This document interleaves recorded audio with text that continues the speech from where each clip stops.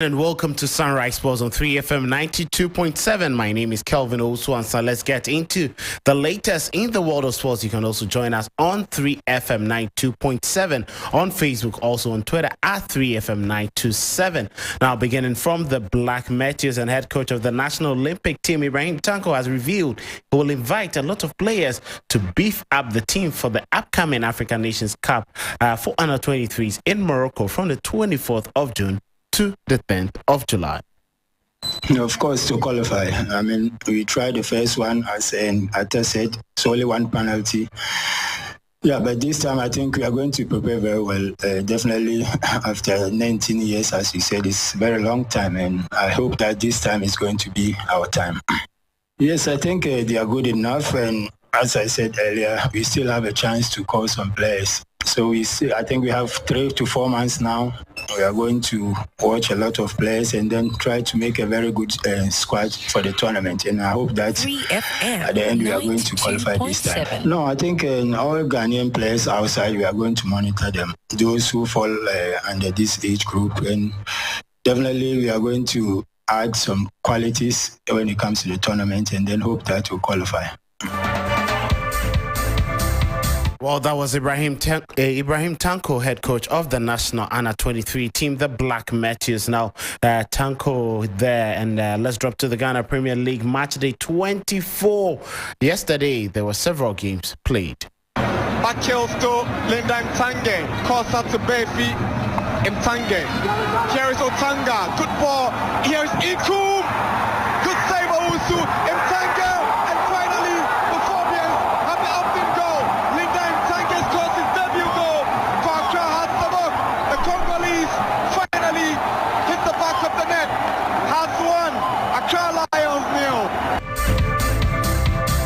And that was how the goal that ensured all 3 points in favor of Hatofuk against Accra Lions at the Accra Sports Stadium. Well, in Abrankese, it was Ken Faisal who defeated Karela United 3-2. Karela United coach Shaibu Tanko was not happy with officiating.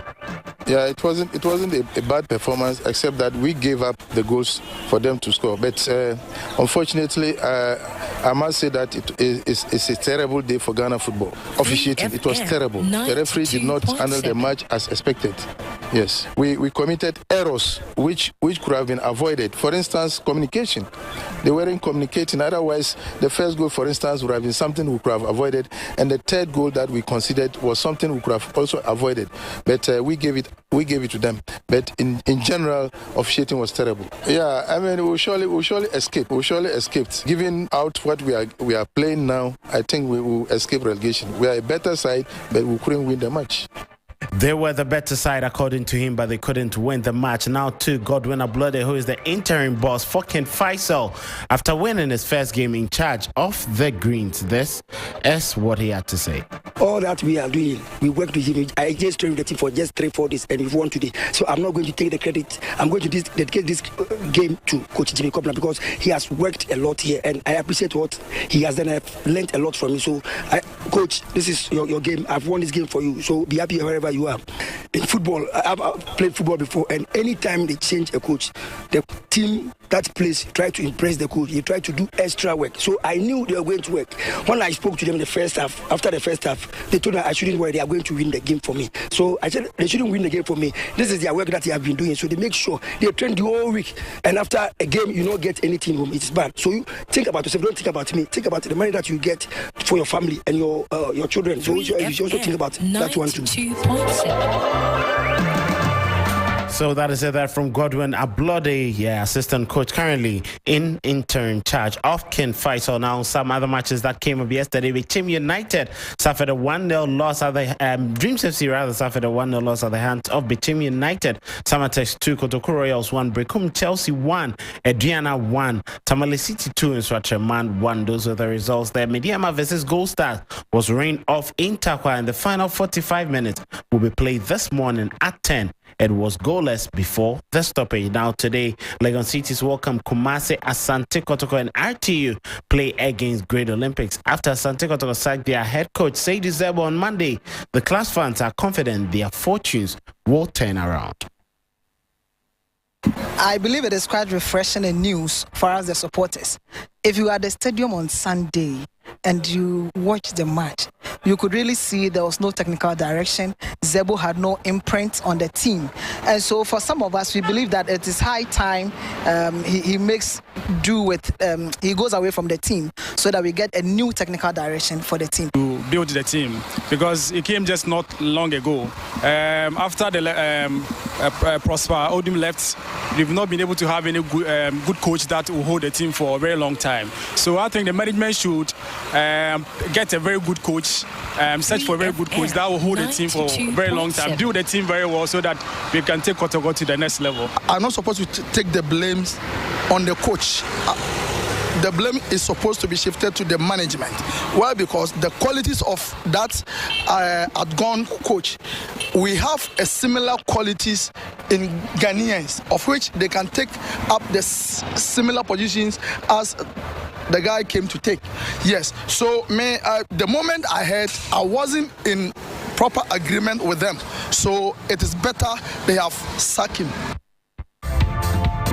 So that is the fans of Kumasi Asante Kotoko happy with the sacking of their coach. Now, strange occurrences have been witnessed in the Ghana Premier League, and a notable one happened between Asante Kotoko and the Diana Stars. Both sets of teams entered the pitch with 10 players back in 2019 instead of the normal 11 players. Kotoko right back Christopher Nete was cautioned for going into a Diana FC's goal before the game started. Well, there were some other important things that actually happened in the game, but former Black Stars player Sam Johnson trusts that juju and superstition will go voodoo works, but however, there is still adequate preparation that is needed to make it effective. Sam Johnson. If you don't believe it, then that's fine. If you believe it, that is you. Because we all have been in this team. Let me tell you this story. There was a game, I think I've said this story before. We're playing a game, I can't remember the African Cup, which country team that we are playing, but it's African Cup. And I was doing good, but the goal is not coming. And then somebody told me, Tale, the old man said you should put your hand under your foot, your boot and rub it in your face. And I did that within 2 minutes. I scored one most beautiful goal in that game. You understand? And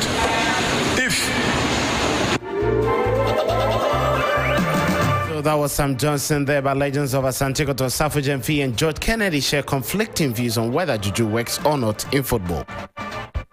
When they say juju cannot play football, but only football there is juju inside.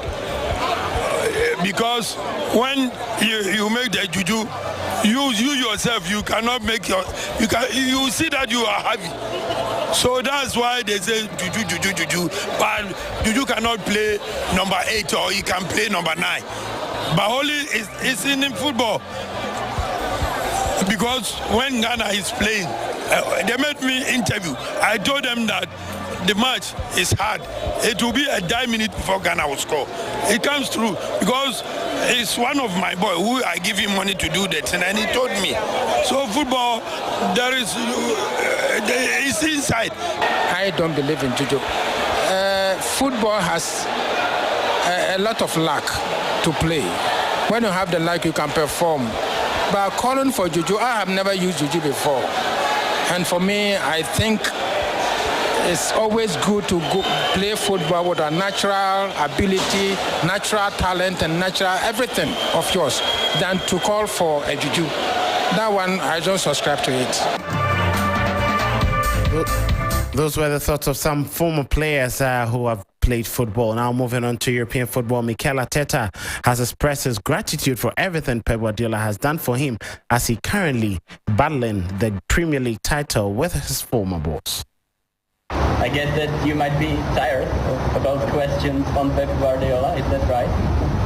It's not tired, you know, it's a really important person in my career, and I'm really grateful for everything that I've done next to him.